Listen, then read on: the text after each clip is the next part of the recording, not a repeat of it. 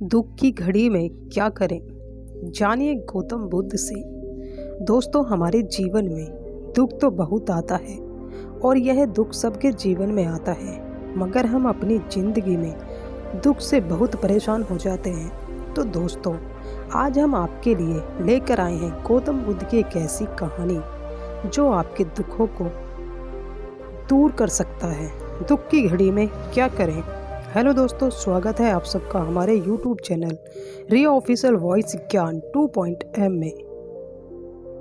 आइए ज़्यादा समय को ना लेते हुए शुरू करते हैं आज की इस कहानी को। संबल नाम का एक व्यक्ति अपने जीवन से बड़ा निराश था। उसकी निराश का कारण यह था कि वह अभी तक कुछ नहीं करता था।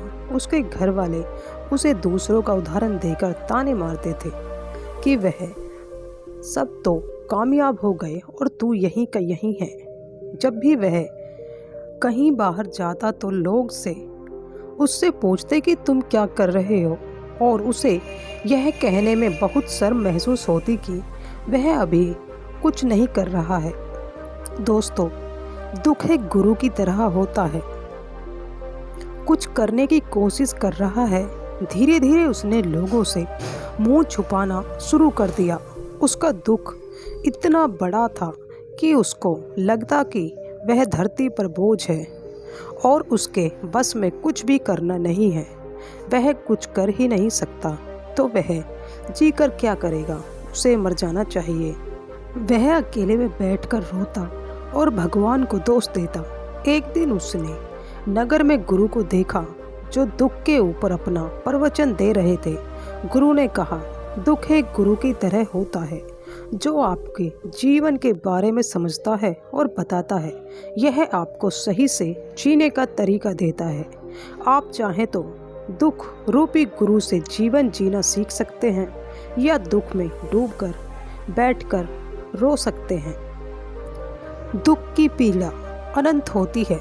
दुख की घड़ी में क्या करें। संबल भी यह बातें सुन रहा था। उसने गुरु से कहा, दुख कुछ सिखा कर नहीं जाता बल्कि पीड़ा देकर जाता है।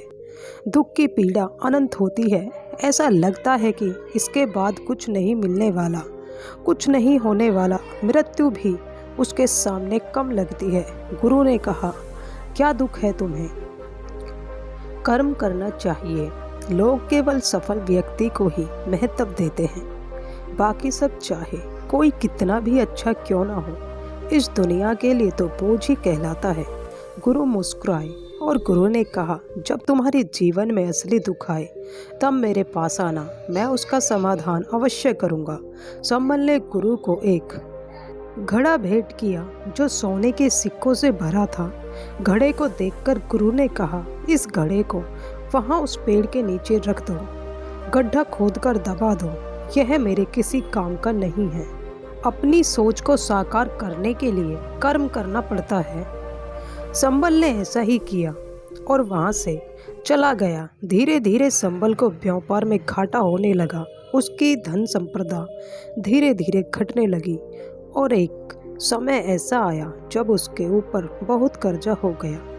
पर वह निश्चित था क्योंकि कर्जा उसके मित्रों द्वारा ही उसे दिया गया था। वह सोचता था कि उसके मित्र उसके बुरे समय में उसका साथ देंगे, पर ऐसा कुछ नहीं हुआ।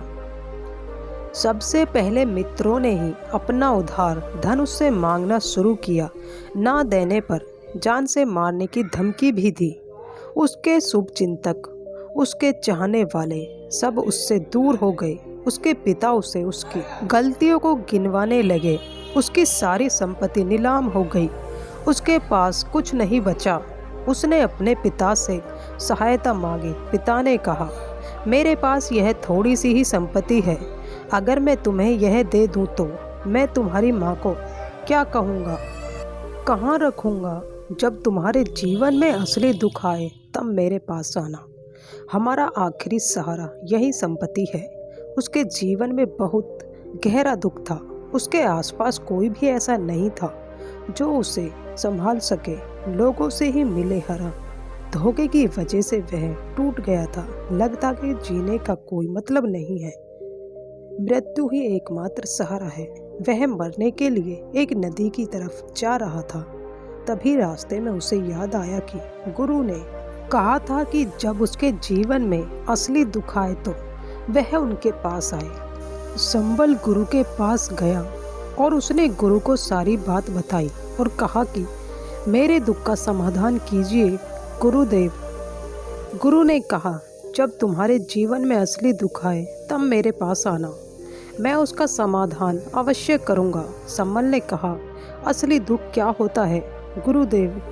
क्या अब जो मेरे जीवन में घट रहा है वह दुख नहीं है? गुरु ने कहा, पहले यह बताओ कि तुमने अपने इस दुख से क्या सीखा है?